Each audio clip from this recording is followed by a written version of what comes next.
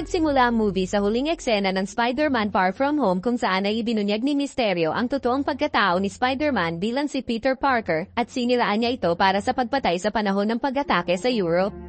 Makikitang tumakas si Spider-Man kasama ang kanyang girlfriend na si MJ mula sa mga galit na mga tao kaya't bumalik na lang sila sa kanyang apartment kung saan ay nalaman niya na nakipaghiwalay na ang kanyang auntie na si May sa partner nito. Ibinalita ni Peter sa kanila na ibinunyag na ang kanyang pagkatao sa buong mundo. Agad namang nagpuntahan ang Department of Damage Control sa kanyang apartment at tinanong sila ng mga ito, ngunit di nagtagal ay na-drop ng abogadong si Matt Murdock ang charges sa kanila.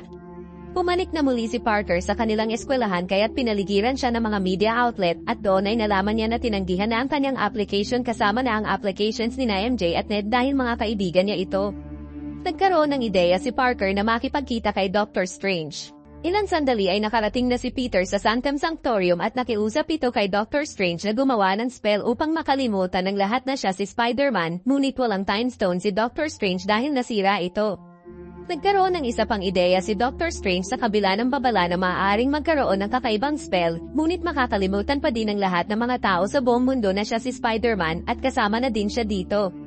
Ngunit nasira ito dahil sa pagpupumilit ni Peter Parker kay Doctor Strange na hayaan ang kanyang mga mahal sa buhay at malalapit na kaibigan na panatilihin ang kanilang mga alaala kung saan ito ay nakapagpa-collapse ng iba pang mga universe.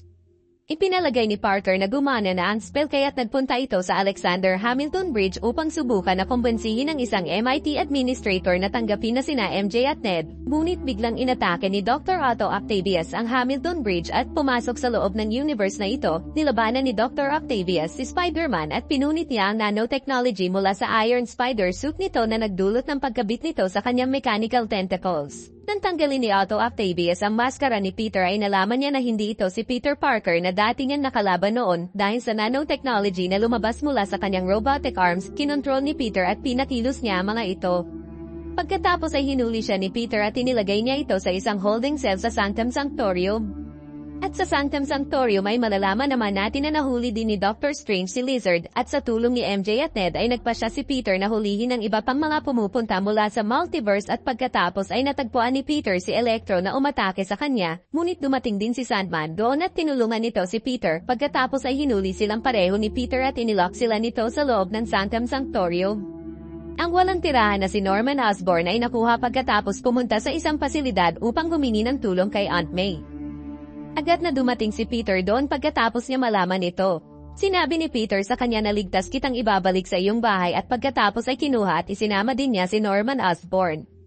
Gusto ni Doctor Strange na pabalikin ang mga kontrabida sa kanilang mga universe at harapin ang kanilang kamatayan dahil ito ang kanilang kapalaran na mamatay habang nakikipaglaban. Gayunpaman ay gusto ni Peter na pagalingin at tulungan ang mga ito bago sila pabalikin upang maiwasan ang kanilang mga kamatayan. Pinalaya niya ang mga ito at ikinulong niya si Doctor Strange sa Mirror Dimension pagkatapos ng sandali nilang paglalaban, at pagkatapos ay dinala ni Peter ang 5 kontrabida sa apartment ni Happy. Matagumpay na napagaling ni Peter si Octavius sa pamamagitan ng paggamit ng Stark Technology upang makagawa ng isang device at mapalitan ang nasira nitong inhibitor chip. Nang makabuo si Peter ng lunas para kay Electro at kay Lizard, ipinaunawa sa kanila ni Green Goblin kung ano ang ginawa sa kanila ni Spider-Man bago ibigay sa kanila ang lunas. Pinanipula ni Goblin si Electro sa pamamagitan ng pagtanggal ng device na inilagay ni Peter upang mapagaling ito. Tumakas ang 4 na kontrabida sa kabila ng pagsisikap ni Peter at kay Octavius, at sa kanilang paglalaban ay nasaktan ni Goblin si Aunt May na nagsabi kay Peter na with great power there must also come great responsibility, at pagkatapos ay bumigay na ito mula sa tinamon nitong injury. Natatakot na sina MJ at Ned dahil wala pa din silang contact kay Peter at aksidente nilang natutunan kung paano buksan ang mga portal sa pamamagitan ng paggamit ng sling ring ni Doctor Strange. Tinangka nilang gamitin ito upang mahanap si Spider-Man mula sa iba pang mga universe. Nabuksan ni Ned ang portal at dumating si Andrew Garfield na Spider-Man doon. Binuksan muli ni Ned ang isa pang portal at dumating naman ngayon si Tobey Maguire na Spider-Man. Natagpuan naman nila MJ at Ned ang kanilang Spider-Man at pagkatapos nalaman nila ang pagkamatay ni May. Pagkatapos ay nakilala naman ng Spider-Man na si Tom ang iba pang mga Spider-Man mula sa kanilang mga respective universe na nagbahagi ng kanilang mga kwento ng pagkamatay ng kanilang mga mahal sa buhay. Katulad ng Spider-Man na si Andrew sa pagkawala ni Gwen Stacy at ang Spider-Man na si Tobey sa pagkawala ng kanyang Uncle Ben. Hinikayat nila si Tom na makipaglaban para sa karangalan ng kanyang auntie na si May, at nakipagtulungan sila sa pagpapagaling sa mga natitirang mga villain. Nagpasya sila na painan ang mga ito sa Statue of Liberty na in-upgrade na ngayon at nilagyan ng isang malaking shield ni Captain America bilang pagpaparangal sa kanya. Prinotektahan naman ni Ned at MJ ang Magical Box habang sama-sama namang nakikipaglaban ang mga Spider-Man sa kanilang mga kaaway, na siyang pinakadakilang pakikipaglaban ng mga superhero sa mga kontrabida. Nakipagkasundo naman si Electro sa ka-universe niya na si Peter at hinikayat na bitawan na nito ang paggawa ng kasamaan, ngunit dumating ang isang Spider-Man na kasama si Octavius sa eksena upang makatulong na talunin at gamutin si Electro, si Sandman at si Lizard. Sa gitna ng labanan ay na-freeze ni Ned si Doctor Strange mula sa Mirror Dimension. Nagulat si Doctor Strange nang makita niya na umubra ang plano ni Peter.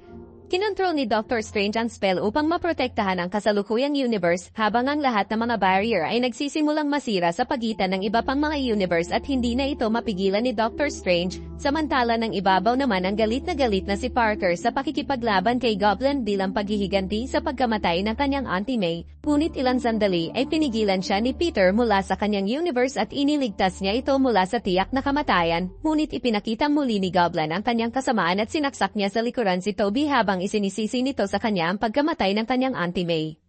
Tinurukan ni Peter si Osborn ng gamot na lunas na nagpanumbalak sa kanyang katinoan. Upang mapigilan ang lubhang pagkawaset ay kinailangan gumawa muli ni Doctor Strange ng spell na magbubura sa alaala ni Peter sa lahat ng mga tao, at dahil wala ng iba pang pamimilian ay nag-request si Peter na i-cast na ni Doctor Strange ang spell na iyon.